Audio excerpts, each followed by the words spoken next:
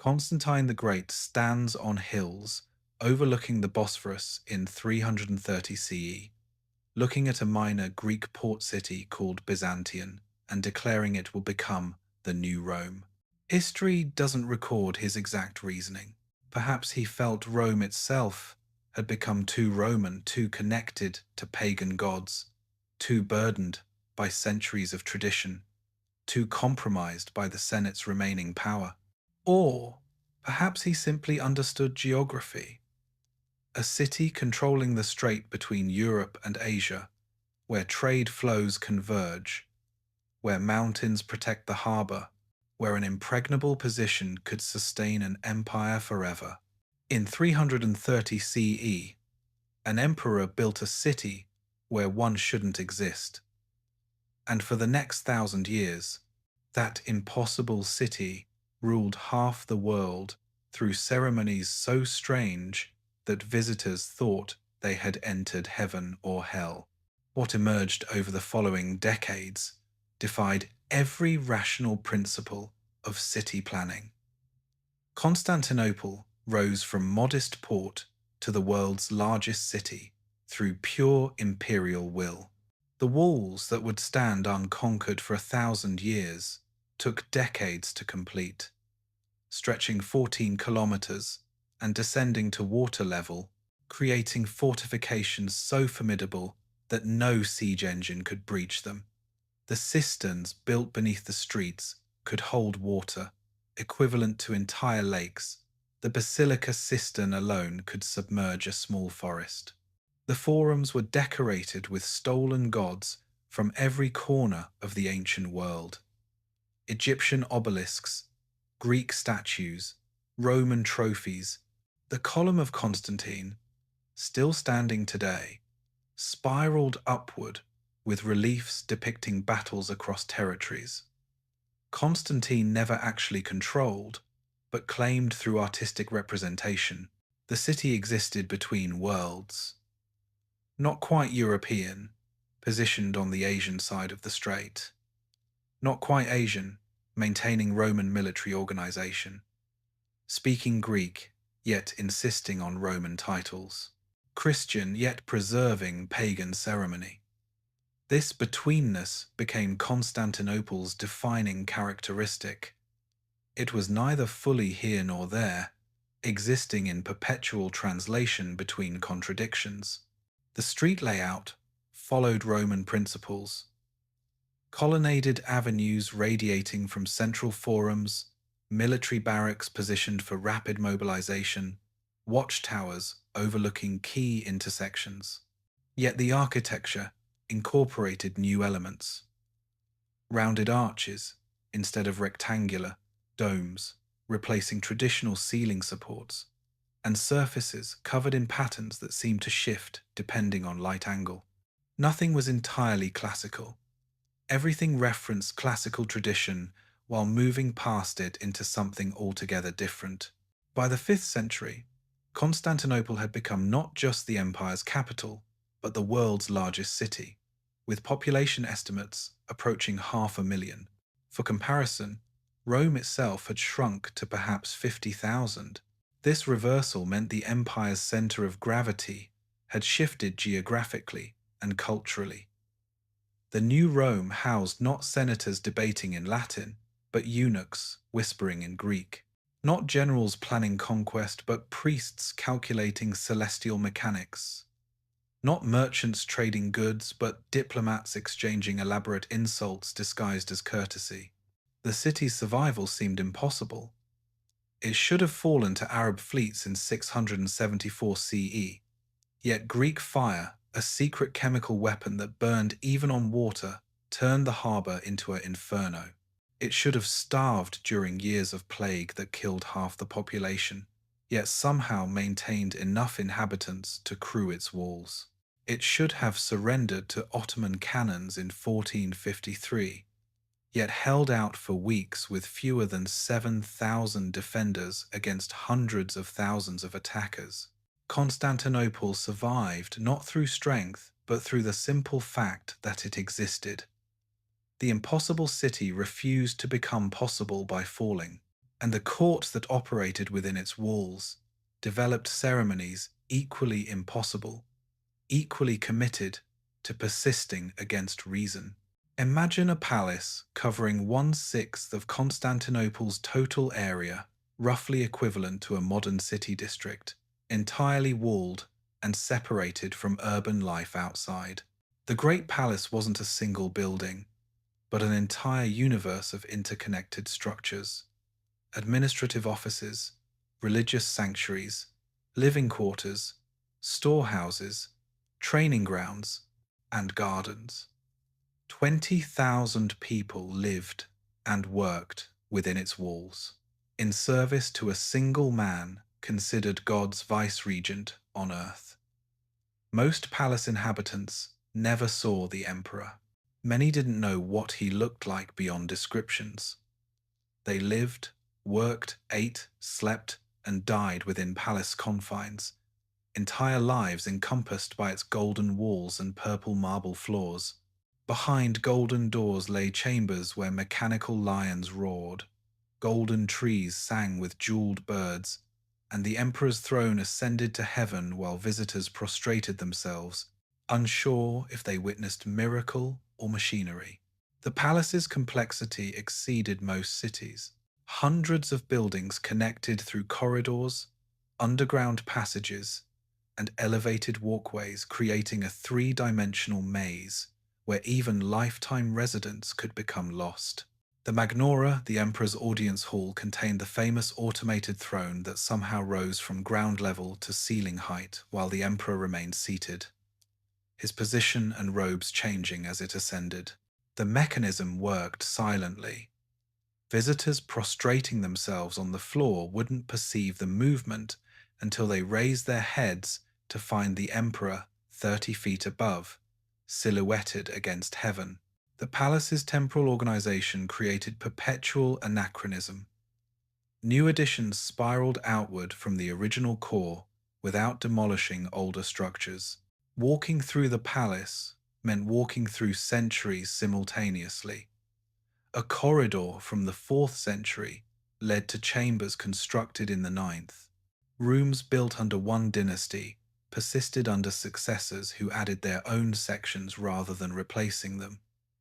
The result was architectural stratification where different temporal periods existed in immediate proximity. You could eat in a 12th century dining room, then retire in a room built 3 centuries earlier, then walk through passages that wouldn't exist for another 200 years. The Gynaikeon, the women's quarters, functioned as a separate palace within the palace, complete with its own hierarchies, ceremonies, and gardens. The empress and imperial children lived in rooms decorated with such luxury that ambassadors wept, describing them: floors of glass, tesselae reflecting lamplight, walls covered in silk, depicting biblical scenes, ceilings painted with celestial mechanics, showing cosmic movements. Yet these rooms were also prisons. Imperial women could spend lifetimes without leaving palace confines, their entire existence limited to interconnected chambers and isolated gardens. The treasury rooms contained wealth incomprehensible to foreign observers: gold coins stacked higher than men, precious stones filling entire chambers, silks and tapestries worth small provinces piled ceiling high. Yet paradoxically, the palace was perpetually underfinanced, maintaining 20,000 inhabitants, paying enormous staffs of bureaucrats and administrators, and continuously expanding new sections consumed treasury resources faster than they accumulated. The palace drained the empire, even as it created the empire's identity. The sacred palace wasn't just architecture, but a consciousness-altering environment.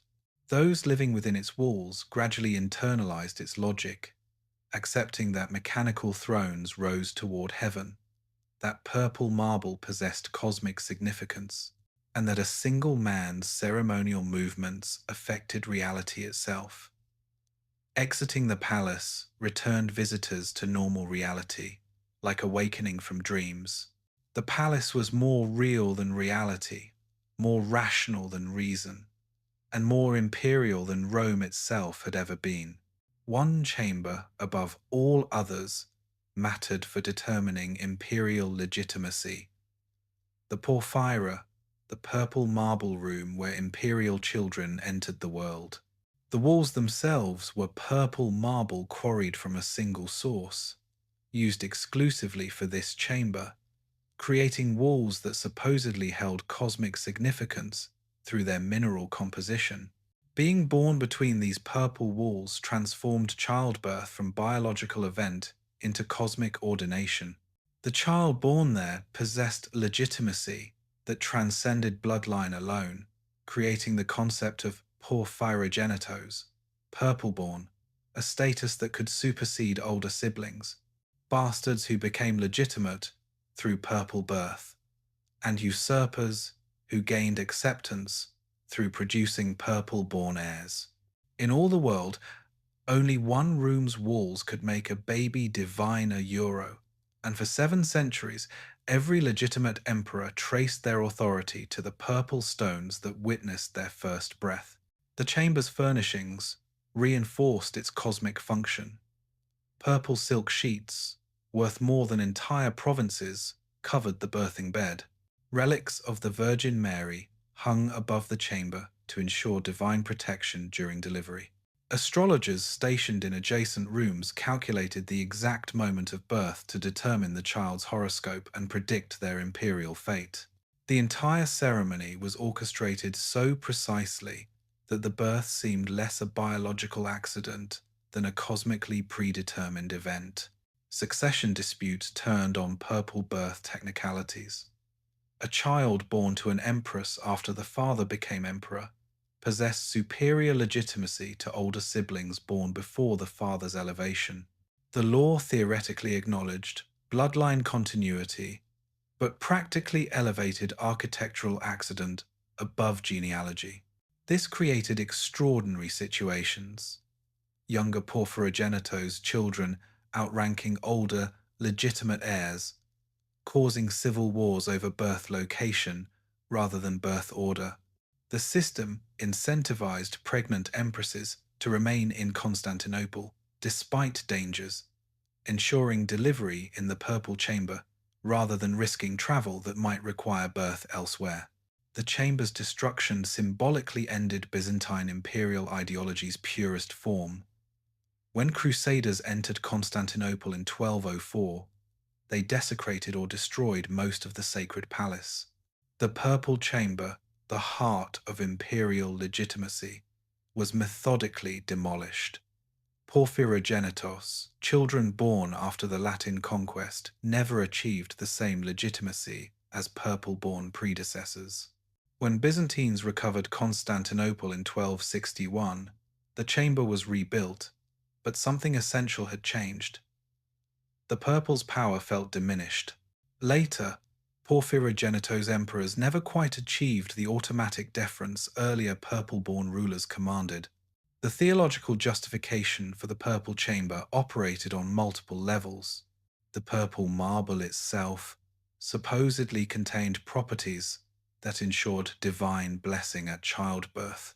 The specific location's cosmic alignment made it the universe's weakest point, where divine and material planes nearly intersected. Children born there would carry this intersection within them, making them permanently liminal beings, neither fully human nor completely divine, but occupying the sacred space between. Empresses managing pregnancies became obsessed with purple birth strategy. Miscarriages or early deliveries outside the chamber could disqualify children from legitimate succession. Some sources suggest that if delivery seemed likely outside the purple chamber, attendants would administer substances to delay birth until the mother could be transported back to Constantinople. The maternal body became vessel for imperial politics, and the child's birth moment meant more than the child's safety. Every morning, 1,000 officials performed a silent ballet where one misplaced foot could topple dynasties, and the distance between two men's shoulders might determine the fate of provinces. The Byzantine imperial ceremonial system represented the most complex ritual protocol ever devised by human civilization, where every gesture, word, and glance carried cosmic significance that transcended mere politeness. Constantine VII, Porphyrogenetos, compiled the Book of Ceremonies, a manual describing hundreds of rituals choreographed with precision exceeding modern military parades. Each ceremony encoded theology in motion. The emperor's scheduled movements through the palace recreated Christ's journey through creation. His emergence at the Prokypsis, the sudden revelation when curtains parted to display the emperor already positioned on his elevated throne, mimicked Christ's resurrection or mystical presence. Foreign ambassadors required weeks of training just to avoid fatal protocol violations during their first imperial audience. One wrong bow angle could be interpreted as insulting the emperor's divinity. Approaching too closely suggested disrespect for sacred distance. Stepping on a courtier's robe train could trigger vendetta lasting generations.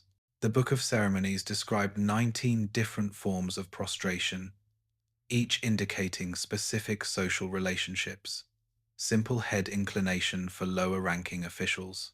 Knees bent at 90 degrees for regional governors. Complete body pressed against marble floors in full proskynesis for foreign dignitaries or disgraced nobles seeking imperial forgiveness.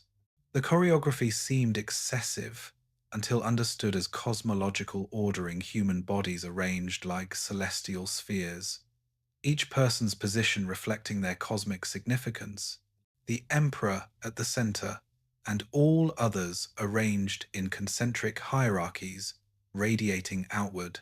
Ceremony wasn't mere pageantry. It was theology expressed through human motion. The empire believed that proper performance of ritual could literally change political facts.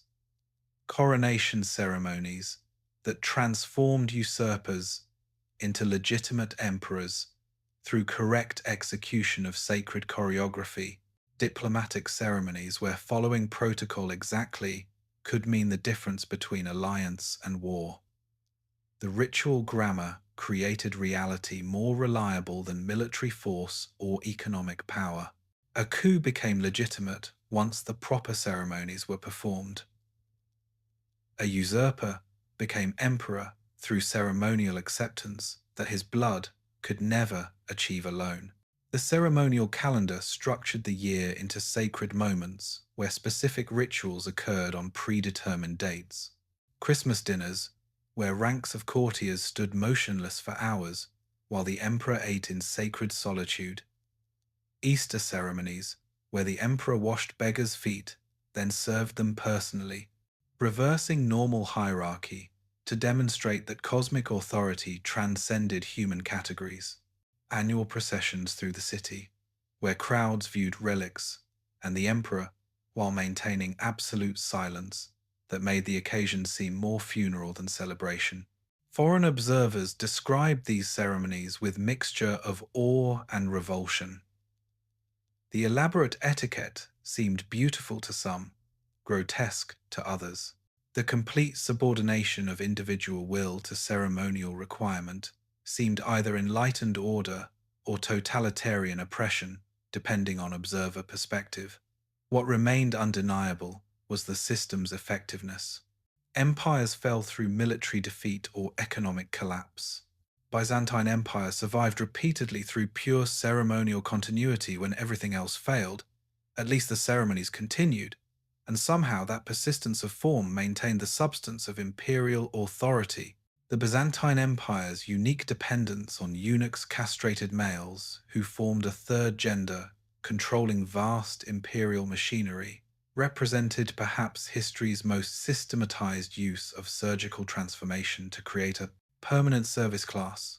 Young boys from Armenia, Paphlagonia, and other frontier territories underwent castration in specialized centers, where the procedure was refined across generations into something approaching medical precision though still killing more than half the candidates. The Byzantine Empire discovered that the path to absolute power required sacrificing what every other civilization considered essential to authority and for 1,000 years, men destroyed by knives ruled those left whole. The economics were brutal.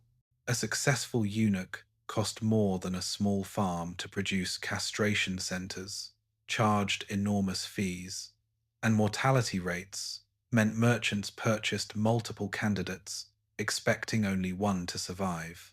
Yet the survivors became extraordinarily valuable. Unable to found dynasties, they posed no succession threat. Barred from the throne themselves, despite wielding unlimited delegated power, they could be trusted absolutely. Lacking families beyond the palace, their only loyalty focused on the emperor. This created the perfect bureaucratic servant, completely dependent, permanently grateful for survival, and motivated through salary and title rather than kinship bonds. The medical transformation exceeded mere genital removal. Castration produced hormonal changes that affected entire bodies. Beardless faces, high voices, and distinctive body shapes, making eunuchs instantly recognizable even in crowds. The procedure typically occurred around age 6 or 7, performed by specialized surgeons who understood that timing affected the transformation's completeness. Too early, sometimes the child died from shock. Too late, and secondary male characteristics had developed that castration couldn't reverse. The timing was critical to producing the pure eunuch phenotype that Byzantine society recognized and to some degree revered. The castration centers maintained elaborate facilities, surgical chambers, where the procedure was performed under semi-sterile conditions using techniques refined through centuries, recovery rooms where survivors endured months of healing, education facilities where surviving eunuchs learned administrative procedures, languages, and ceremonial protocols.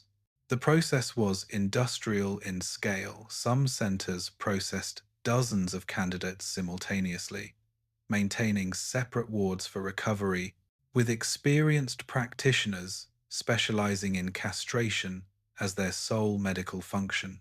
Legal status complicated eunuchs' position. They weren't technically male or female, creating unique legal standing that sometimes advantaged them. They could hold positions legally denied to both women and men. They could access female imperial quarters that would destroy a man's reputation while being excluded from purely male ceremonies.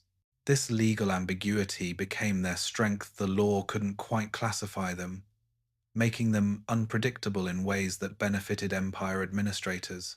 The mortality was staggering. Of boys sent to castration centers, perhaps 2 in 3 died during surgery or recovery. The survivors became transformed beings, living in perpetual gratitude toward those responsible for their survival. This gratitude was cynically cultivated by administrators, who made clear that only the emperor's mercy had allowed the eunuch to survive, that the eunuch's existence depended entirely on imperial will, and that any disloyalty would result in not punishment but loss of imperial protection that was all that stood between them and public shame. The eunuchs developed their own economy around scarcity.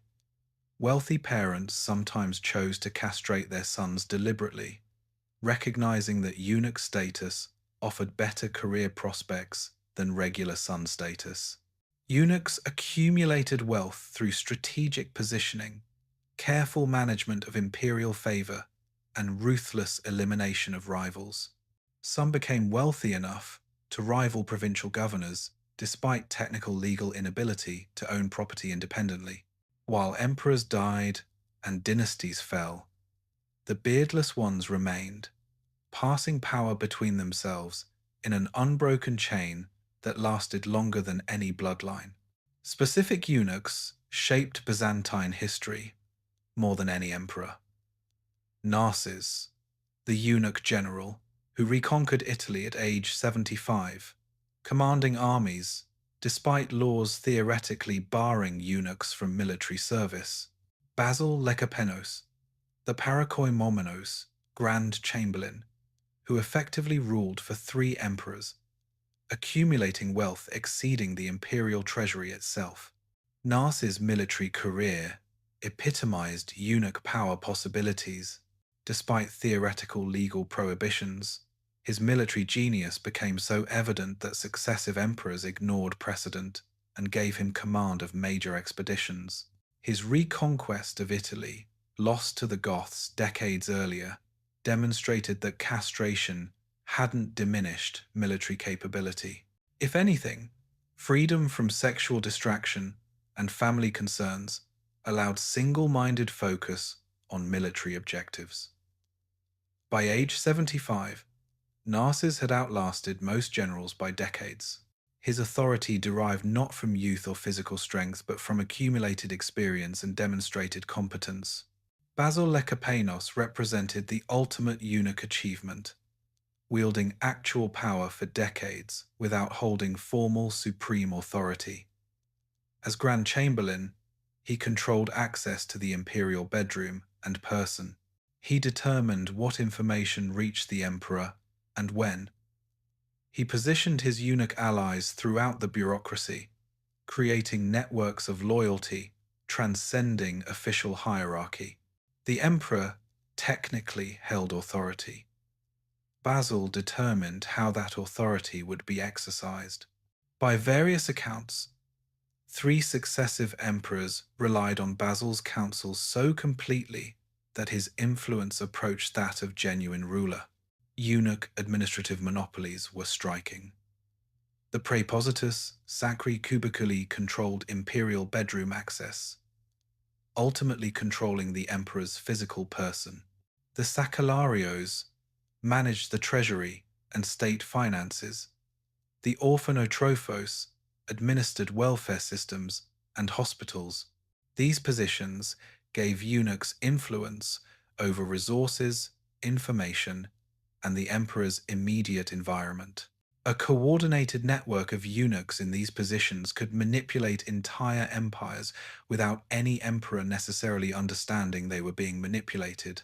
The psychological advantages eunuchs possessed were considerable. Their perceived sexlessness allowed intimate access to the empress and imperial women roles that normal men would find compromising. Yet they maintained the trust that only genuine asexuality could provide. In a society obsessed with sexual propriety and legitimacy, eunuchs' inability to father illegitimate children or create succession complications made them uniquely trustworthy in positions touching imperial family. Eunuchs developed their own culture within the palace. Exclusive religious ceremonies, private languages mixing Greek with Anatolian, Turkish incorporating words meaning nothing to outsiders, artificial succession systems where older eunuchs adopted younger ones, creating dynasties of eunuchs that outlasted biological royal dynasties. Some eunuch lineages were traced through adoption rather than blood, with famous eunuchs remembered for the string of adopted successors continuing their administrative lines. In Byzantine theological thought, castrated individuals occupied extraordinary spiritual status. Christ's words about eunuchs for the kingdom of heaven were interpreted with extreme literalism. Castration transformed individuals into living angels, beings between human and divine. The theological position was complex and sometimes contradictory. Castration was theoretically condemned as mutilation, yet eunuchs were simultaneously considered purer than intact humans through their sacrifice. In Byzantine theology, the knife that destroyed manhood created something greater beings who walked the earth but belonged to heaven, too pure for ordinary humanity to fully comprehend. This theological framework justified eunuch participation in sacred functions. Only eunuchs could sing certain hymns considered too sacred for voices that carried sexual desire. Several patriarchs of Constantinople were eunuchs, creating ongoing canon law ambiguities about whether castrated individuals could hold office, theoretically requiring intact males. The church developed elaborate justifications for employing eunuchs despite theological prohibition. Eunuchs represented voluntary sacrifice equivalent to martyrdom without death, perpetual virginity without choice, and spiritual purity achieved through physical transformation. Eunuch saints were venerated differently than other saints. Their castration was interpreted as martyrdom comparable to Christian saints who died under persecution. Hagiographies describe eunuchs achieving mystical union with Christ through their sacrifice. Their bodies, considered damaged and imperfect, supposedly contained spiritual purity that intact humans couldn't achieve. This created bizarre hagiology, where physical mutilation equated spiritual perfection. The theological paradox was staggering. The same church that theoretically condemned castration relied on eunuchs for its most sensitive functions and created theological frameworks justifying this contradiction. Confessors for women were predominantly eunuchs, their castration supposedly making them safe in confessional contexts that would compromise intact male priests. Guardians of female monasteries were eunuchs, protecting sacred space that intact males would contaminate through their sexuality. Eunuchs' perceived sexlessness made them ideal intermediaries between earthly and heavenly realms. Their ambiguous status, neither fully human nor completely angelic, positioned them as perfect communicators with divine forces. Some theological treatises argued that eunuchs' physical transformation reflected spiritual reality. They truly were neither male nor female, but third category of being that transcended human categories entirely. The psychological impact of this theology on eunuchs themselves was profound. Castration, which could have been interpreted as mutilation and punishment, instead became interpreted through theological framework as spiritual elevation. Society didn't view eunuchs as damaged males, but as elect individuals chosen for sacred sacrifice. This reframing gave eunuchs spiritual dignity that partially compensated for physical loss. The empire's true governance occurred in spaces with no official authority. The eunuchs' private quarters, the palace corridors used by castrated servants, and intimate chambers where eunuchs whispered to each other using language patterns normal officials couldn't parse.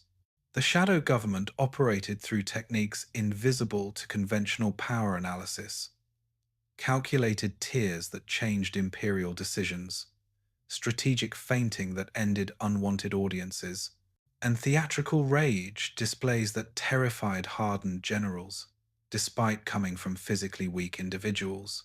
In whispers too soft for normal ears and gestures too subtle for whole men to read, the eunuchs wrote the empire's true history in a language only they could speak. The cubicularii, the eunuch chamber, staff-controlled information flow to the emperor through sophisticated filtering systems.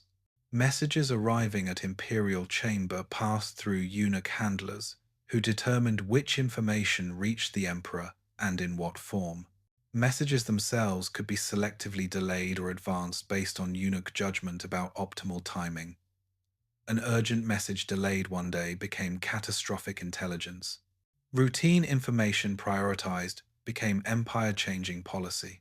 Eunuchs developed sophisticated communication networks, fan languages conveying complex messages through fan movements, appearing random to observers, positioned mirrors reflecting signals across palace rooms, acoustic tricks, allowing conversations across supposedly impossible distances.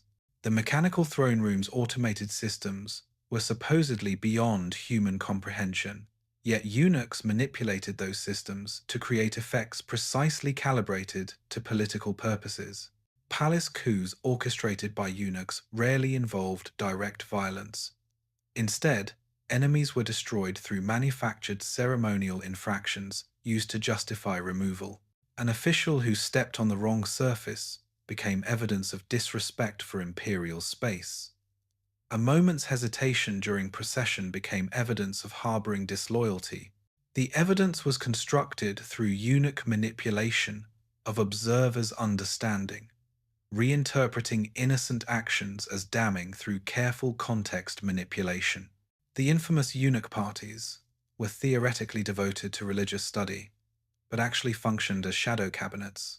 Policy was decided in gatherings happening in quarters technically off-limits to regular officials. Decisions made in eunuch gatherings were later implemented through formal, administrative channels, appearing to come from the emperor while actually emerging from eunuch consensus. The emperor, believing he was exercising independent authority, typically implemented policies eunuchs had pre-decided. Eunuchs' psychological manipulation techniques were sophisticated, understanding each man's weak points and exploiting them systematically, creating information asymmetries where eunuchs knew things that terrified other officials without revealing the information itself, positioning themselves as intermediaries between the emperor and the world, making themselves indispensable to normal administrative functioning. An official who needed the eunuch's cooperation to reach the emperor would gradually become dependent on eunuch goodwill. The system created perpetual eunuch advantage. Normal officials fearing eunuch access to the emperor, eunuchs using officials' fear to maintain authority, and everyone understanding that appearing to have eunuch support increased personal status, while appearing against eunuchs meant professional destruction. The throne of Solomon, the Byzantine emperor's automated throne combining hydraulic engineering with religious theatre, created experiences that traumatized foreign ambassadors. Liutprand of Cremona left the most famous account, entering the throne room to find the emperor seated normally on a throne at floor level, prostrating himself according to protocol, face pressed against marble floor. Liutprand executed the required proskynesis. Rising as protocol demanded, he discovered the throne had silently elevated to ceiling height while he lay on the floor. The emperor remained seated identically, but now occupied a position 30 feet above the ground. His robes had changed color. His demeanor had transformed from earthly ruler to celestial being. How the emperor had moved or changed clothes while remaining seated remained incomprehensible to Liutprand. The effect was absolute.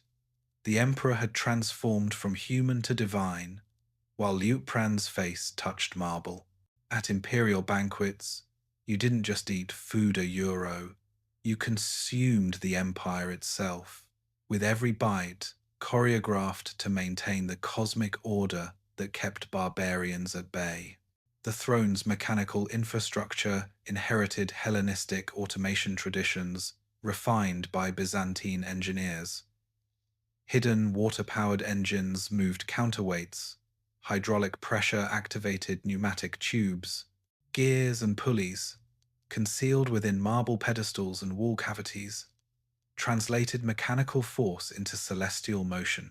The throne worked silently because Byzantine engineers understood that sound would destroy the illusion. Magic works through mystery, not explanation. Different mechanisms activated for different audiences. Byzantine courtiers who understood the symbolism received subtle movements that appeared cosmically significant without being physically obvious.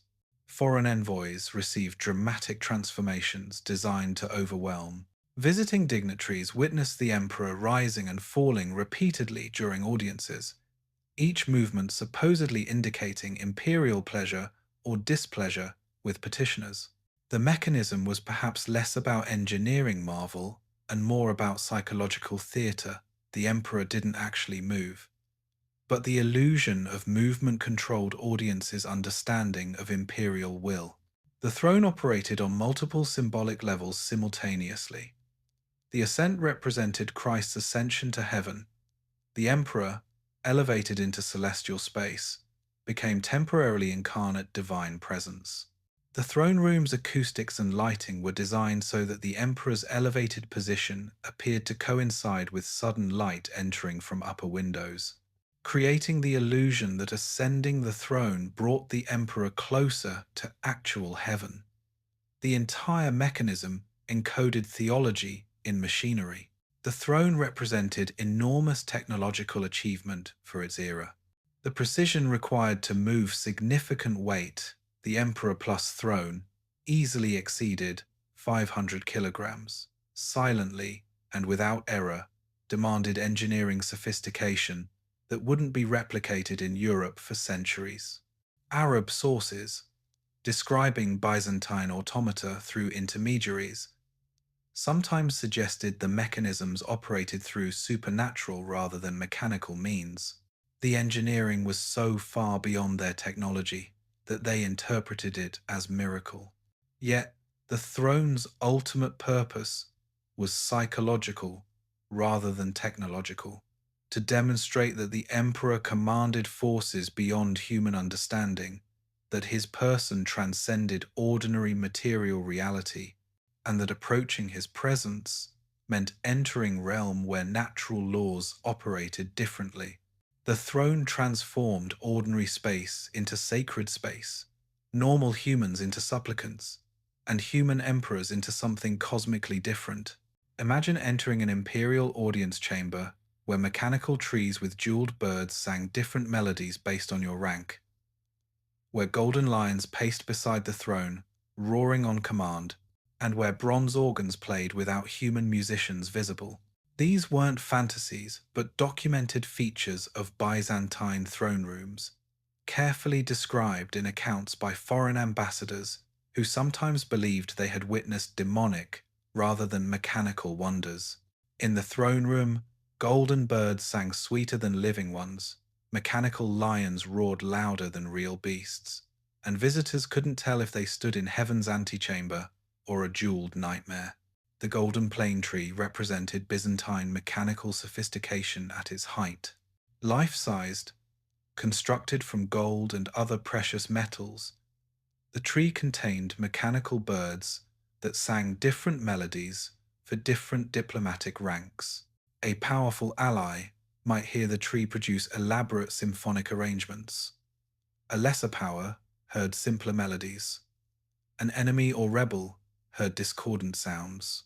The tree's song conveyed imperial judgment through sound, creating diplomatic communication that transcended words. Diplomatic missions were sometimes decided not through negotiation, but through what melodies the tree produced during the ambassador's audience. The mechanical lions pacing beside the imperial throne supposedly numbered in the dozens.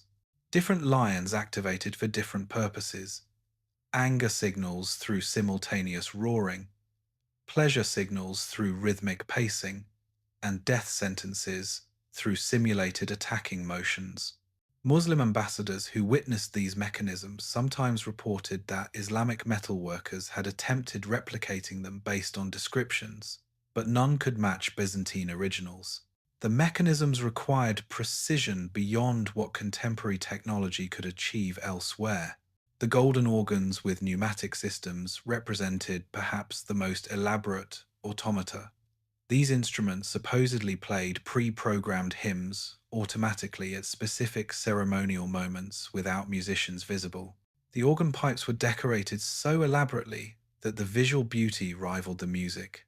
Visiting clergy sometimes wept, witnessing these mechanisms, uncertain whether they were witnessing divine revelation or demonic performance. The psychological impact on observers meant that the organ's actual function mattered less than their apparent ability to generate music without human hands. These automata weren't frivolous. Each served political and theological purposes. The mechanical nature of the mechanisms conveyed that the emperor's authority operated through cosmic principles as reliable and mathematical as mechanical systems. The creatures and instruments didn't malfunction or display inconsistency. They operated perfectly every time. Just as imperial will supposedly shaped reality, absolutely. The automata demonstrated that the emperor's control extended over all creation, even mechanical creation. Inanimate objects obeyed him just as humans did. The mechanisms referenced Eden, a mechanical paradise that surpassed the original through superior engineering. Where biblical Eden was natural, Byzantine throne rooms created artificial paradise that exceeded nature through human skill. This theological reversal was extraordinary. Art became superior to nature, mechanical systems became superior to organic life, and the emperor's will became cosmically superior to any natural force. Every morning, 1,000 officials processed in exact ranked order, each knowing their precise distance from others, specific depth of bows, and exact words they could speak. The Byzantine ceremonial system transformed everyday action into cosmic choreography. Precedence determined nearly everything: where you stood relative to the emperor or other courtiers, which angle you approached the throne, how many prostrations you performed, what distance you maintained from those of higher rank. Violating precedence could end careers or trigger vendetta. Every morning, 1,000 officials performed a silent ballet where one misplaced foot could topple dynasties, and the distance between two men's shoulders might determine the fate of provinces. The 19 different forms of prostration encoded social relationships visible to trained observers. The partial bow for equals or superiors of modest rank. The full-body proskynesis, reserved for the emperor and high gods. The specific angles indicating whether you approached the throne as petitioner, administrator, or condemned prisoner. Observers could determine someone's exact status by analyzing their bow depth and approach angle. The ceremony made status visible, confirming it physically through ritualized positions. Clothing, gestures, and physical positions created three-dimensional hierarchy maps. Someone's rank was visible through the number of purple stripes on their robe. Officials of equal rank wore identical markings, but could still be differentiated by their distance from the emperor. The emperor's immediate companions occupied space, designating supreme access. Progressively greater distances indicated progressively lesser importance. The spatial arrangement wasn't arbitrary, but mathematically calculated to create cosmic ordering. Ceremonial disasters sparked conflicts lasting decades. The official who stepped on another official's robe train, an action that appeared accidental but carried meaning, triggered vendetta. The governor who sneezed during sacred silence, apparently unmindful of ceremonial requirements, created diplomatic rupture with his home province. The eunuch whose robe train touched the purple stones, normally reserved only for imperial family. An act that might have been accident, lost position, and status permanently. These ceremonies weren't mere protocol, but cosmological ordering expressed through human bodies, positioned like celestial spheres. The emperor occupied the central position, representing the cosmic center. Officials arranged concentrically represented different levels of cosmic hierarchy. The precise spacing replicated heavenly order on Earth. Disrupting the spacing potentially disrupted cosmic order itself. Maintaining perfect ceremonial accuracy meant maintaining the universe's operation. The Book of Ceremonies specified exact depths for different bow types. The 7-degree angle for regional governors, the 12-degree angle for visiting monarchs, the complete 90-degree angle requiring full body contact with the floor. These precise specifications weren't arbitrary, but cosmologically significant. Each angle supposedly corresponded to specific celestial relationships. Executing the ceremony incorrectly didn't just show disrespect, it potentially fractured cosmic harmony. The emperor sat silent, while the logothete spoke his words, creating surreal conversations where questions addressed to the emperor were answered by someone else, while the emperor watched impassively. This wasn't unique to specific weak emperors, but standard protocol. The emperor rarely spoke directly to subjects, even when those subjects stood before him requesting decisions. Instead, intermediaries, typically the logothete or another senior official, would speak what the emperor supposedly thought or wanted. The most powerful man in Christendom might reign for decades without most subjects hearing his actual voice ruling an empire through whispers interpreted by others who claimed to speak his thoughts. The theological reasoning was elaborate. The emperor's voice carried such sacred power that hearing it directly could damage unworthy souls. Direct exposure to imperial speech might burn out human consciousness, incapable of withstanding divine communication. Therefore, imperial words required intermediaries to filter them into forms ordinary people could survive. The intermediaries didn't translate, they supposedly diluted divine communication into comprehensible human language. This system created fascinating diplomatic problems. Foreign ambassadors couldn't determine if the emperor approved their proposals or if intermediaries had invented responses. Did the emperor actually support the treaty the logothete was describing, or was the logothete manipulating both the emperor and the ambassador? The ambassadors had no way to verify. If they protested that the spoken response didn't match what they wanted, intermediaries could claim the ambassador had misunderstood the logothete's translation of the emperor's will. The silent system created information distortion as messages passed through multiple interpreters. Each person involved in communicating imperial will added their interpretation. By the time imperial decisions emerged as concrete actions, they bore little resemblance to what the emperor might have originally intended. Yet the decisions carried full imperial authority because they had passed through official channels. The bureaucracy functioned perfectly, even when completely disconnected from the emperor's actual will. Exceptions when emperors spoke directly were extraordinary and carried cosmic significance. Battlefield commands delivered by the emperor in person supposedly guaranteed victory. Death sentences pronounced by the emperor's own voice killed through utterance itself, without need for execution. Easter blessings delivered in the emperor's voice theoretically renewed creation for the coming year. These rare moments of direct speech were prepared for weeks in advance, with the emperor practicing the words until delivery was perfect. Some emperors handled silence by maintaining so much discretion about their thoughts that observers couldn't determine their actual positions.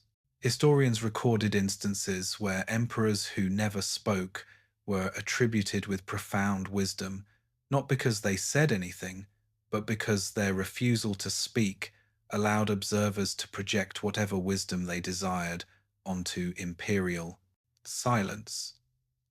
The emperor became vessel for whatever wisdom observers wanted to find. The silence wasn't absence, but presence of possibility. The logothetes who spoke the emperor's words sometimes wielded more actual power than the emperor themselves. If imperial authority came through their interpretation, they determined practical policy. The logothete's interpretation of what the emperor wanted became imperial will through the mechanism of being the only voice the emperor used. The emperor was the ultimate authority, but that authority was exercised entirely through mediation. The Byzantine imperial banquet hall recreated the Last Supper, multiplied by mystical significance. 19 couches arranged to mirror sacred geometry. The emperor dined alone at a golden table, while exactly 12 guests reclined at silver tables representing the apostles, with everyone else standing in concentric circles based on rank. Some courtiers waited 8 hours for a morsel of food, their presence required, but their comfort irrelevant. The triclinium of the 19 couches featured acoustic design, allowing the emperor's whispered prayers to reach every corner while preventing conversation between guests. The silence during banquets was absolute. broken only by the emperor's voice or orchestrated ceremonial announcements. At imperial banquets, you didn't just eat food a euro, you consumed the empire itself, with every bite choreographed to maintain the cosmic order that kept barbarians at bay. Different banquets recreated different sacred meals. Pentecost dinners, where tongues of flame appeared above diners' heads through hidden oil lamps. Easter feasts, where the emperor washed beggars' feet, then served them personally, reversing normal hierarchy to demonstrate that cosmic authority transcended human categories. Christmas dinners, where specific foods appeared in precise order, corresponding to the 12 apostles, with each course supposedly renewing specific virtues in the consuming courtiers. The seating arrangements weren't merely hierarchical, but cosmological. Guests positioned to represent different provinces created an empire in miniature. The emperor's gestures toward specific individuals affected actual territorial administration. A smile directed at the governor of Egypt supposedly ensured that province's prosperity. A frown meant drought and plague. Courtiers positioned near the emperor reportedly could influence imperial decisions through proximity alone, their presence supposedly affecting imperial mood. The banquets lasted hours, often entire days. Courses numbered in the dozens. Each dish required ceremonial presentation and consumption. The emperor ate specific foods from specific courses.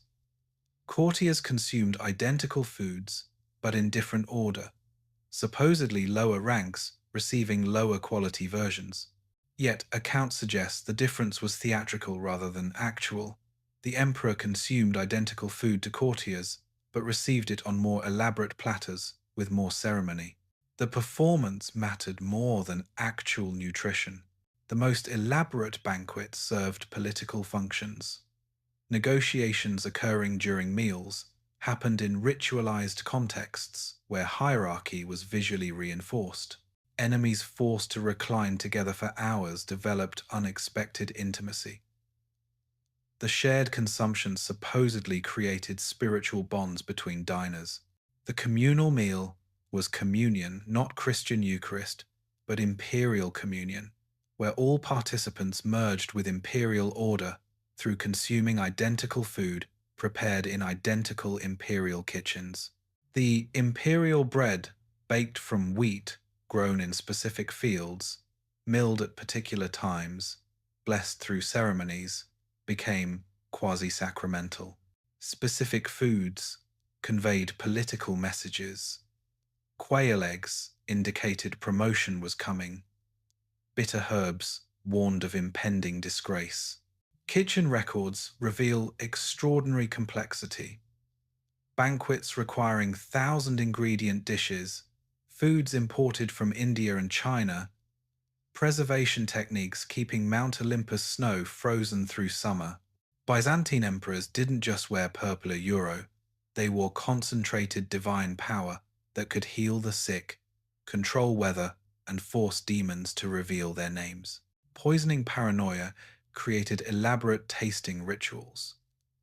Court tasters consumed food before the emperor, creating a system that was theoretically protective but actually demonstrated imperial invulnerability. If poisoners killed the tasters, the emperor would simply have more tasters. If the poison was weak, it proved the emperor's divine protection.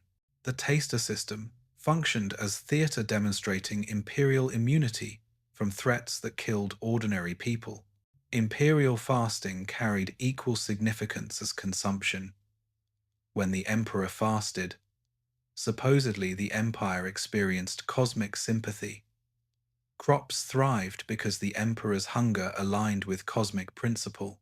Fasting before major decisions supposedly enhanced imperial judgment because the body's abstinence sharpened mental clarity. Breaking fasts with specific foods at specific times was understood as spiritually necessary, affecting celestial mechanics.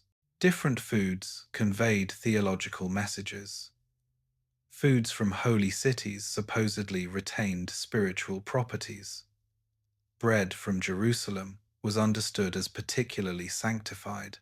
Wine from sacred monasteries carried monastic authority. The consumption of such blessed foods transformed diners' consciousness through ingesting holiness. Diners weren't eating mere nutrition but consuming the holy places themselves in transformed state.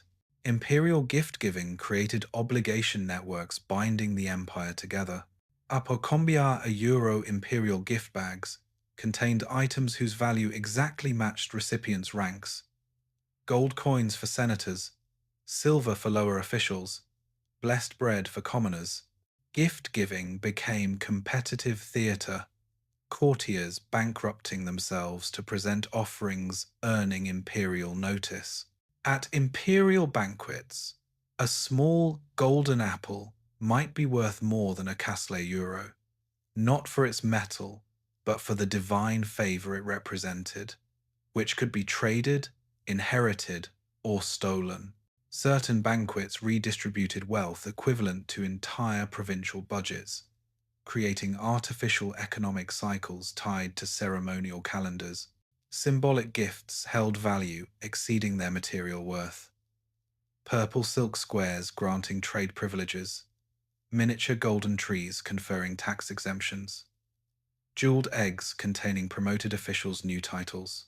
Gift refusal required elaborate justifications to avoid execution for ingratitude. Returning imperial presents was dangerous. Declining gifts could be interpreted as insulting divine generosity. The system created emotional economics, where imperial favor became tradable commodity. Courtiers literally sold their proximity to divine generosity to others seeking advancement. Proximity to the emperor's gift-giving became more valuable than the gifts themselves.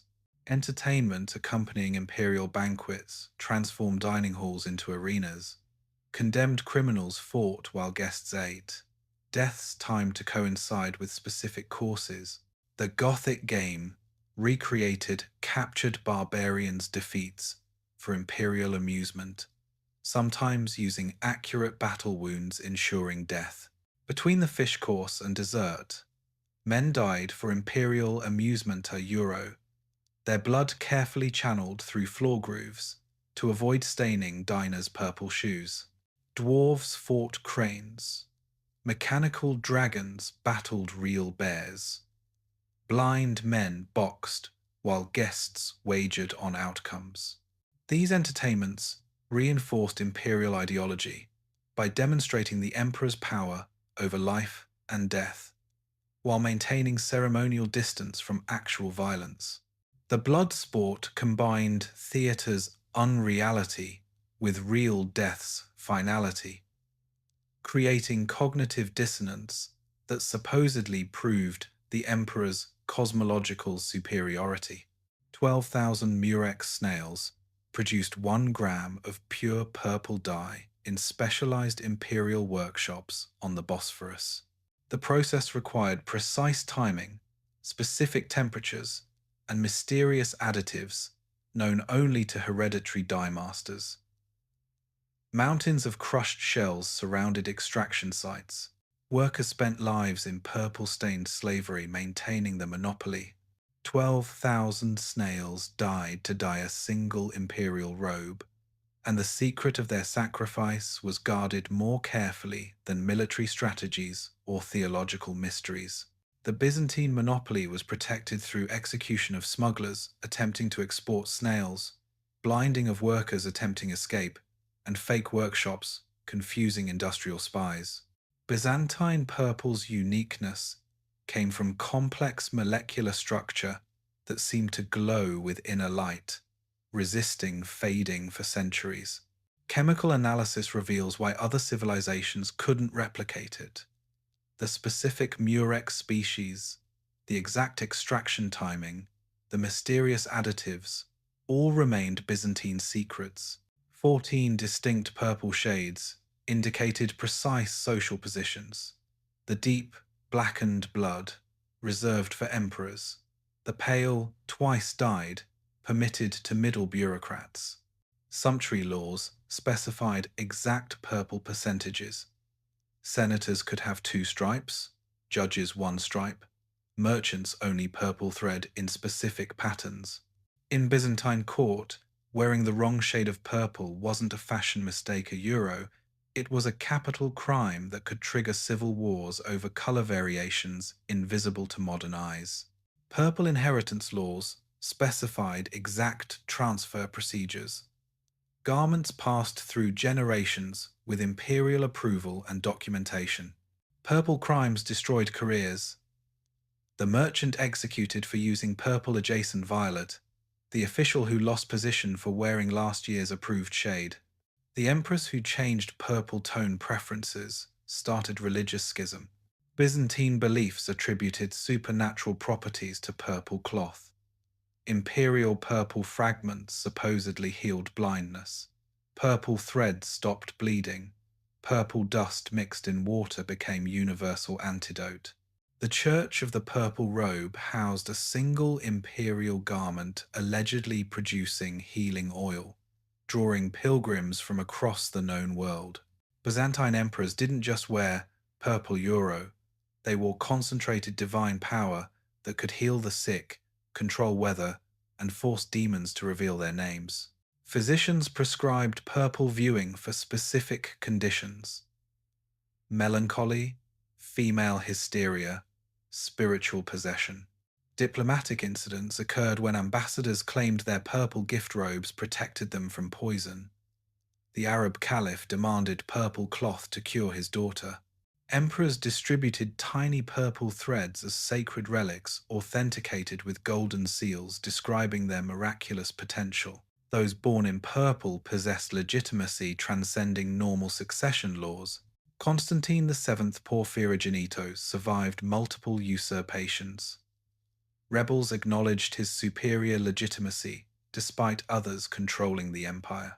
Porphyrogenitos, princesses, commanded bride prices exceeding entire kingdoms. Their purple blood was genealogical treasure Western kingdoms desperately sought.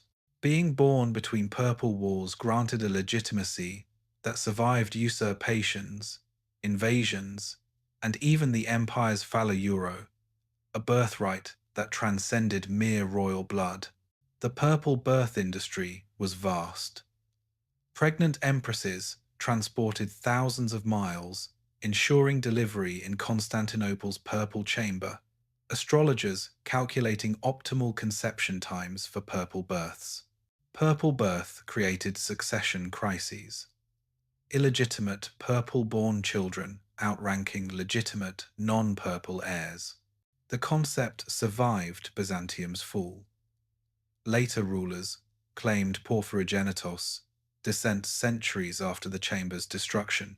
The Byzantine Empire called itself Roman, while speaking Greek, claiming to be Rome while never controlling Rome, maintaining Roman law in translation, while forgetting what original Latin meant. 7th century Emperor Heraclius proposed changing the title from Imperator to Basilius, nearly triggering civil war. For 1,000 years, millions of Greek speakers insisted they were Romans, while actual Romans couldn't understand a word they said a euro, and both sides thought the other had forgotten what Roman meant. Latin survived as magical language, legal formulas recited without comprehension, military commands becoming incantations, diplomatic phrases preserved like spells. Actual Romans visiting Constantinople needed translators to communicate with Roman emperors. Western churches couldn't understand Roman liturgy. Byzantines developed elaborate theories. They were spiritual Romans transcending language, or true Romans, while Rome itself had become barbarian. This identity confusion created unique Byzantine characteristics, making them incomprehensible to both East and West. They were neither quite Roman nor quite Greek, neither completely European nor Asian, suspended between categories without fitting either. Justinian's Corpus Juris Civilis, massive Latin code governing the Greek-speaking empire, created legal system where judges delivered verdicts from texts they couldn't fully read. The novels. Justinian's new laws issued in Greek created legal schizophrenia. Old cases required Latin precedents. New situations demanded Greek interpretation. Byzantine judges swore to uphold Roman law written in a language they couldn't read, creating a legal system where justice depended on creative translation and divine inspiration. Court records revealed bizarre proceedings, lawyers arguing through translators about untranslatable Latin concepts, judges consulting dreams when Latin meanings proved unclear, criminal cases decided by grammatical interpretation. Legal Latin evolved into ritual formula phrases repeated precisely but meaninglessly, like magical incantations ensuring validity. The translation industry gradually replaced Latin originals with Greek summaries, creating legal Chinese whispers where meanings shifted with copying. This linguistic legal confusion accidentally created flexibility. Judges justified any decision by claiming translation nuances, making Byzantine law surprisingly adaptable despite appearing rigid. Byzantine military maintained Roman nomenclature while transforming into something unrecognizable. Themes were administrative districts named after military units that no longer existed, where farmers became soldiers and soldiers became tax collectors. Military manuals preserved Roman formations armies couldn't perform, describing equipment they didn't possess, assuming terrain that didn't exist. Byzantine armies marched under eagle standards like Roman legions, but soldiers couldn't have fought Romans any more than they could have fought dragons a euro. They'd forgotten how their ancestors' weapons even worked. Roman rectangular shields became Byzantine round ones. Gladius short swords replaced by Spathian long swords. Same names, completely different weapons. Ceremonial legions existed only for parades, wearing archaic armor reproduced from ancient sculptures, performing maneuvers from Republican Rome with no battlefield application. Military nostalgia created strategic advantages. Enemies prepared for Roman tactics faced Byzantine innovations, while Byzantine commanders claimed divine Roman military tradition supported any strategy. Constantinople claimed to be New Rome while developing characteristics that would have horrified old Romans. Architecture propaganda included forums named after Roman emperors who never existed, statues of Constantine dressed as Augustus, holding Christian symbols, and triumph arches celebrating victories in Roman style over peoples Romans never encountered.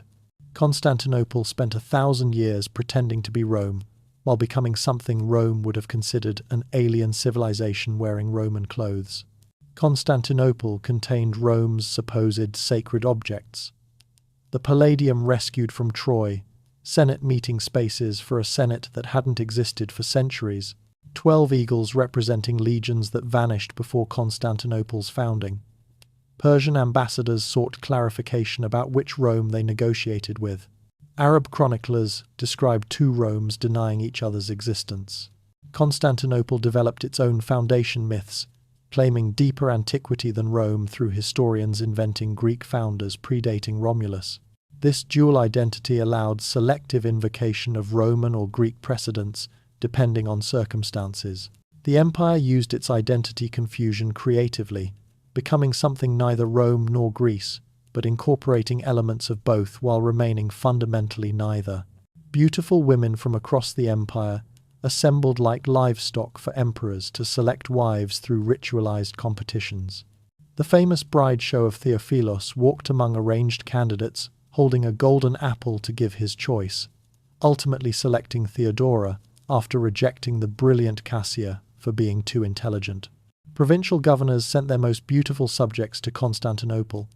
Preliminary screenings eliminated hundreds. Finalists underwent months of beauty treatments. Once every generation, the most beautiful women in the empire lined up like sacrificial offerings, knowing that winning meant a purple crown, but losing might mean vanishing forever into the palace's shadow chambers.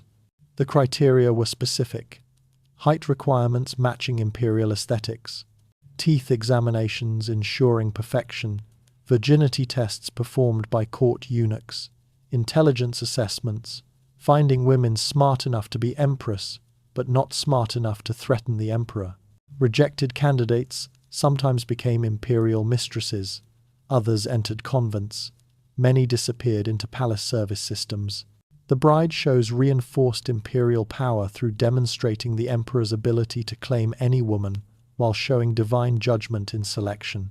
Yet they created dynasty downfalls when chosen empresses proved more capable than selecting emperors.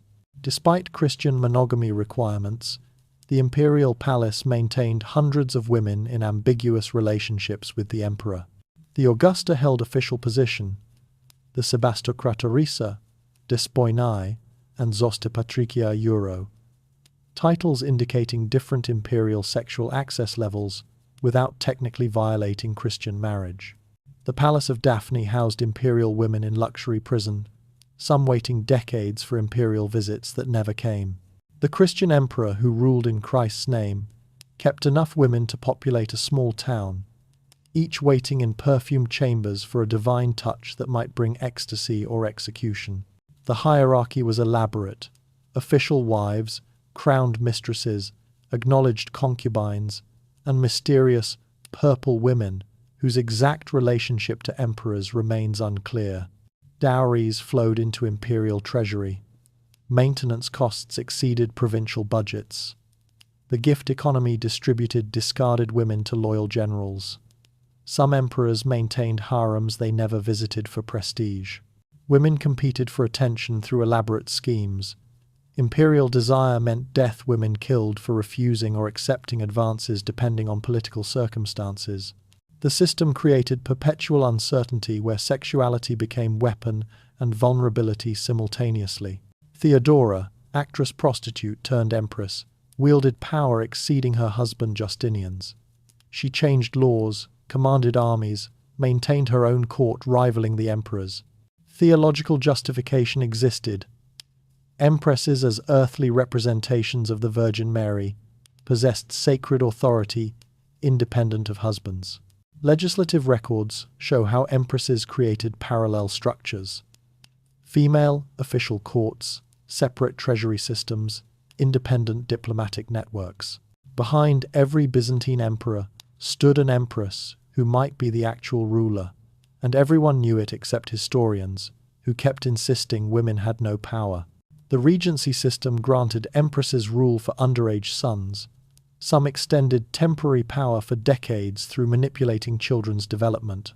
Empress saints achieved sanctity through imperial power, creating paradox of political authority validated by religious devotion. Architectural evidence reveals empress palaces equaling imperial residences, throne rooms where empresses received ambassadors independently, gynae conitisa euro, female quarters becoming alternative power centers challenging imperial authority. Some empresses wielded more actual power than emperors, ruling empires through their sons or their positioning as sacred intermediaries. Constantine's mother, Irene, allegedly orchestrated his sexual corruption through arranging irresistible mistresses to destroy his marriage and legitimacy, justifying her coup. The purple disease, sexual excess tendency of purple-born princes, was interpreted as divine privilege or demonic corruption, depending on political needs. Court chronicles describe elaborate rules governing imperial sexuality: permitted positions, forbidden days, how different acts affected imperial sacredness. In the Byzantine palace, every bedroom was a potential throne room, every kiss a possible coup, and every night of passion might end with poison in the morning wine. The economics of imperial bastards were significant. Illegitimate purple children threatened succession, required massive bribes to disappear, or became rebellion rallying points. Byzantine court developed sophisticated contraception and abortion techniques. Imperial physicians specialized in managing pregnancies that could destabilize empires. Sexuality became weapon where courtiers seduced the emperor to gain influence or eliminated rivals by arranging their sexual humiliation. The palace was arena where bodies served political purposes. Byzantine theological controversies triggered civil wars, killing more than foreign invasions. The Monophysite controversy over whether Christ had one nature or two led to executions of thousands, exile of populations, permanent empire division. The Council of Chalcedon's aftermath split churches into competing hierarchies. Monks battled in streets over grammatical interpretations. Emperors switched theological positions based on military necessity. Byzantine Christians killed more Byzantine Christians over the exact nature of Christ's divinity than all foreign enemies combined a euro, turning grammar into genocide. The distinctions were impossibly subtle. Homoousion versus homoousion, same substance versus similar substance, creating wars over single letters. Theological positions became regional identities. Egypt, solidly Monophysite. Constantinople, officially Chalcedonian. Syria wavering based on invasions. Emperors desperately attempted compromise. The Henoticon satisfying no one. The monothelite formula creating new heresies. Forced unions triggering immediate rebellions. These weren't academic debates. Byzantines believed incorrect theology damned entire empires, making heresy worse than invasion. Iconoclasm lasted 117 years, destroying more art than barbarian invasions. Leo III's first decree triggered riots, where icon defenders and destroyers murdered each other beneath Christ images they debated. The theological complexity was genuine. Did icon veneration constitute idolatry, or did destroying Christ's image attack Christ himself? For over a century, Byzantine Christians smashed each other's skulls against church walls, while debating whether the holy pictures on those walls would save or damn their souls. The destruction's scale was staggering. Thousands of mosaics smashed, frescoes burned off walls, illuminated manuscripts reduced to ash. The human cost was severe. Monks tortured for hiding icons, nuns branded for kissing images, children reporting parents for secret icon veneration. Monasteries owned vast wealth in decorated churches, making iconoclasm potentially profitable for cash-strapped emperors. Secret icon-venerating congregations operated in caves. Public iconoclastic services occurred in stripped churches. Neutral communities removed images without destroying them. Archaeological evidence confirms the scale.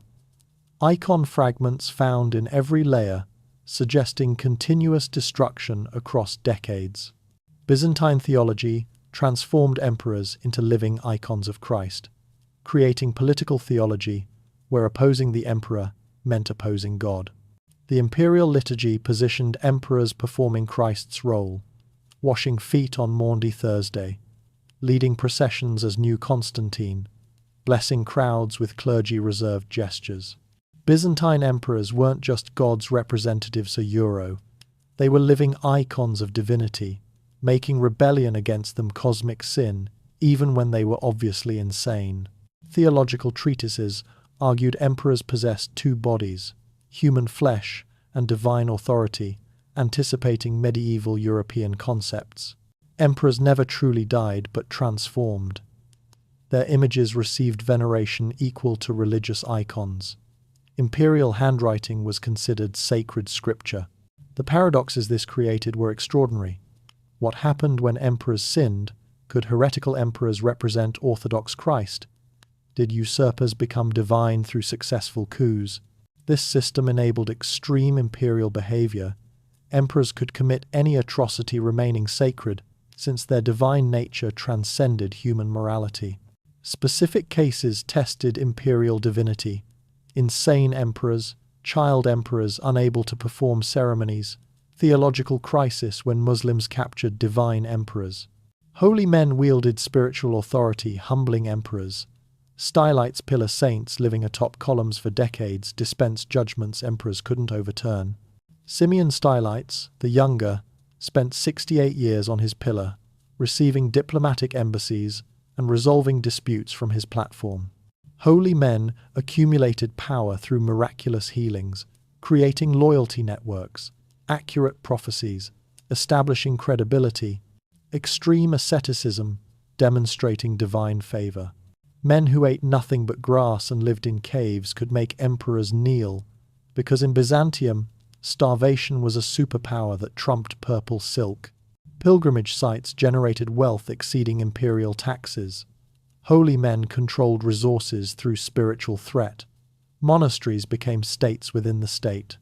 Confrontations between emperors and saints revealed spiritual authority's power. Theodosius, humbled by Ambrose. Justinian, challenged by hermits. Leo III's iconoclasm, opposed by underground networks commanding greater loyalty than the emperor. Underground monk networks organized resistance, distributed forbidden icons, and maintained opposition despite imperial suppression. The spiritual authority ultimately proved more durable than imperial military power. Byzantine diplomatic protocols designed to psychologically destroy foreign ambassadors before negotiations began created elaborate humiliation rituals disguised as honor.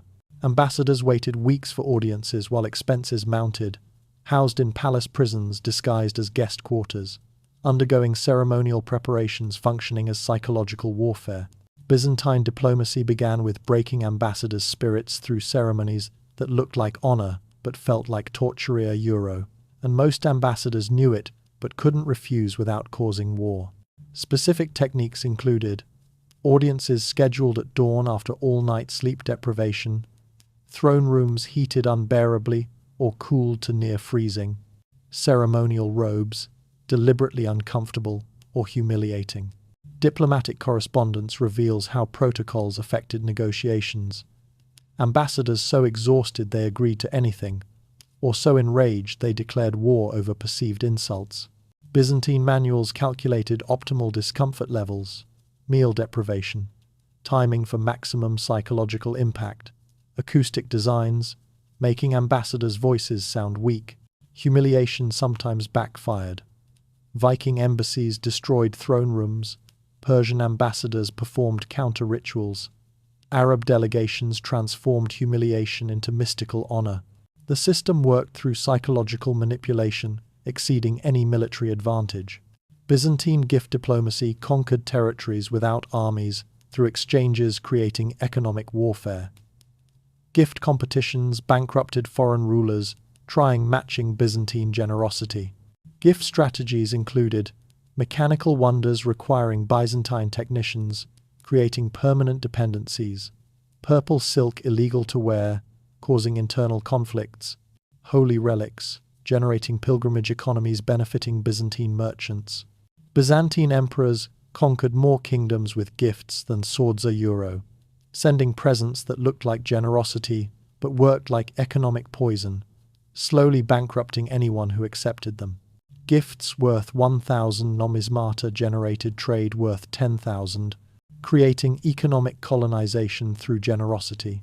Gift curses were designed to cause problems. White elephants requiring massive maintenance, conflicting gifts to rival leaders causing wars, delayed gifts arriving at politically destructive moments.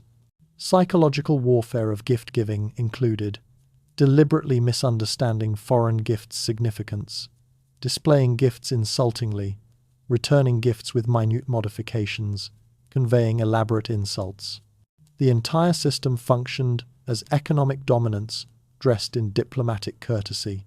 Byzantines weaponized language through translation manipulation, deliberate misunderstanding, and linguistic complexity gaining advantages. Imperial interpreters, all state employees, systematically mistranslated. Foreign ambassadors couldn't verify accuracy. Different negotiation parts used different languages, opening ceremonies in Latin, actual negotiations in Greek, agreements written in languages neither party understood.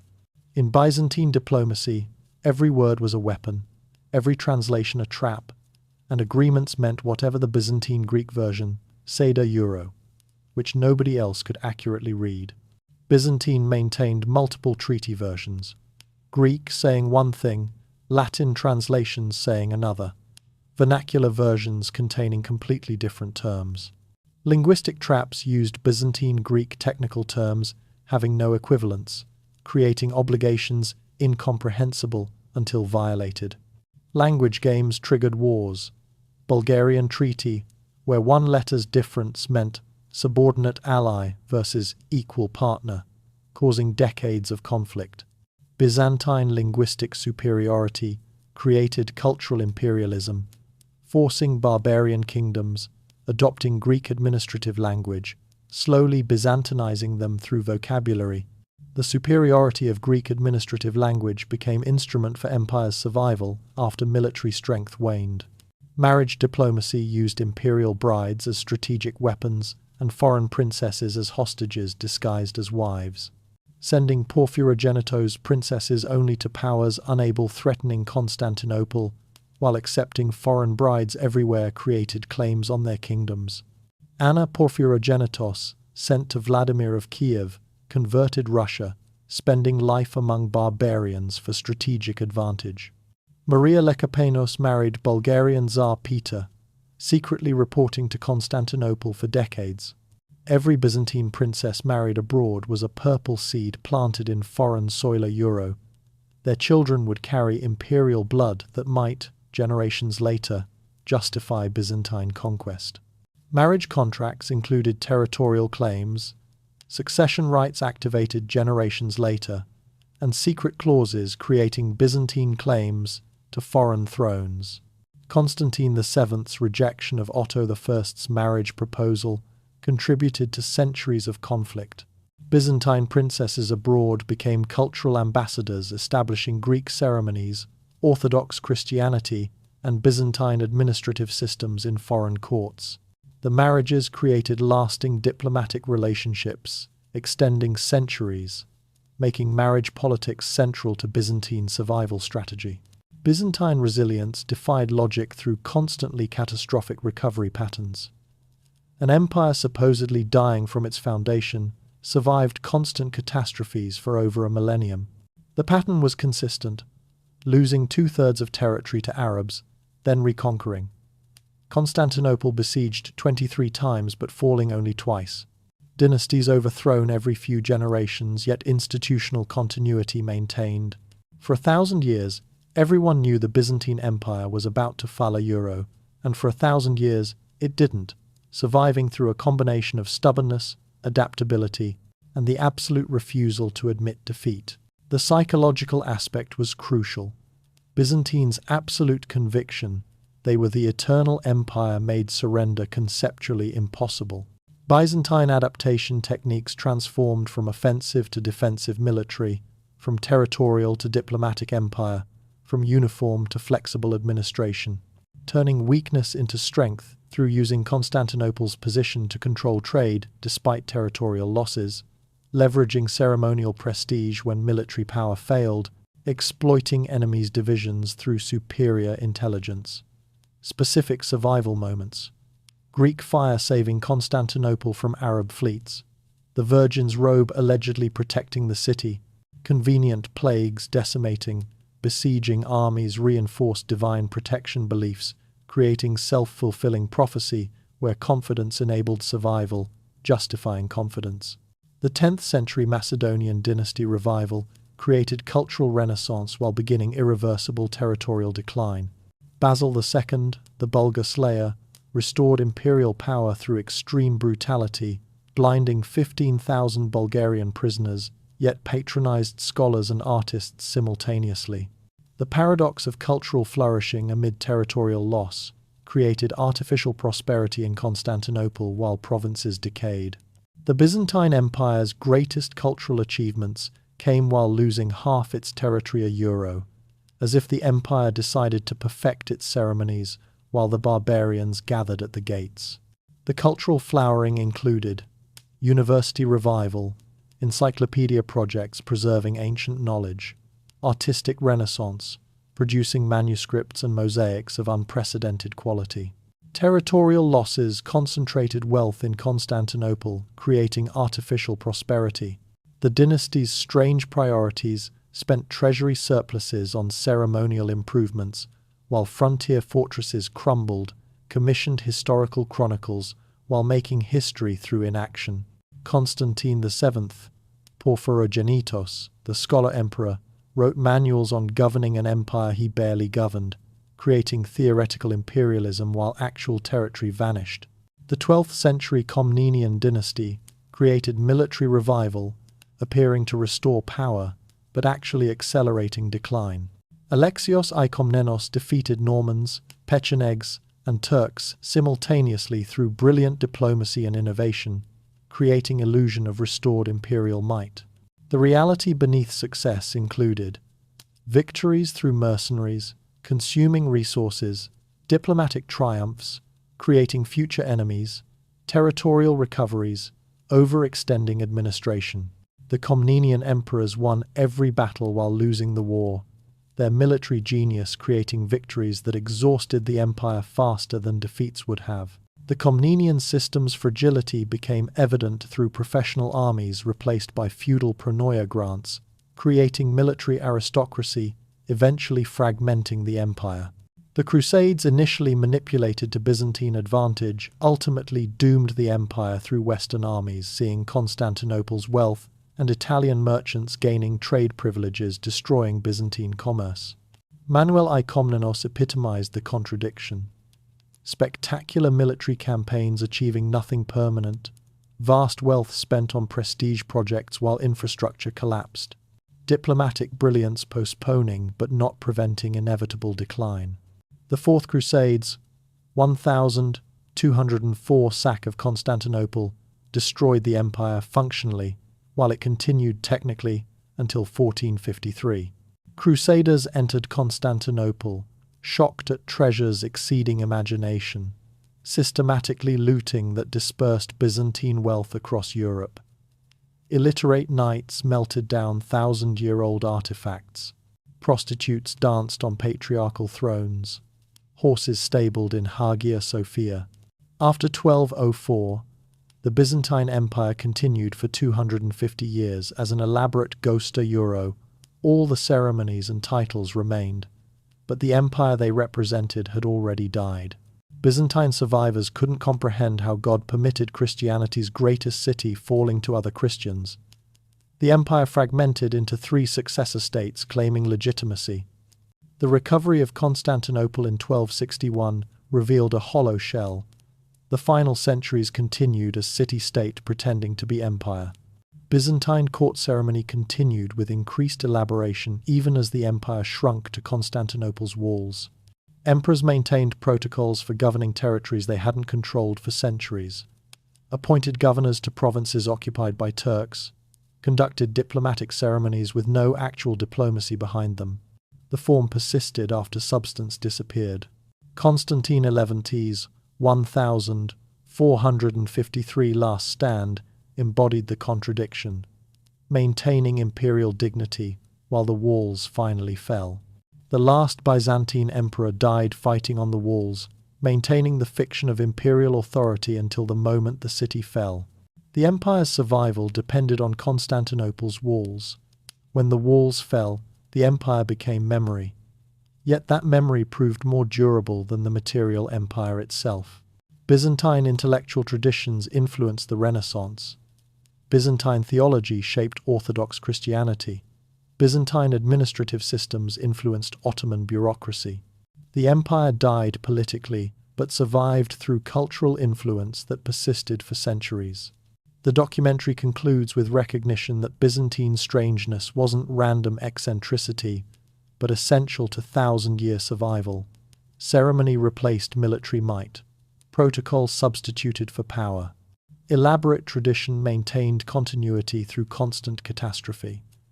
The empire that shouldn't exist, in a city built against geography's logic, governed through ceremonies so strange that visitors couldn't determine if they witnessed heaven or hell, somehow endured through sheer refusal to accept defeat, through absolute commitment to maintaining form when substance had vanished, through understanding that ritual itself becomes reality when performed with sufficient dedication. The purple faded. The ceremonies ceased. The empire fell. But the strange world it created, where mechanical thrones rose toward heaven, where eunuchs ruled men, where words possessed power to reshape reality, where beauty and horror intertwined in ceremonies both sacred and absurd, that world proved more memorable than any that conquered by mere force. Byzantium survived not through military triumph, but through creating something so culturally distinctive that its memory outlasted empires built on steel and stone.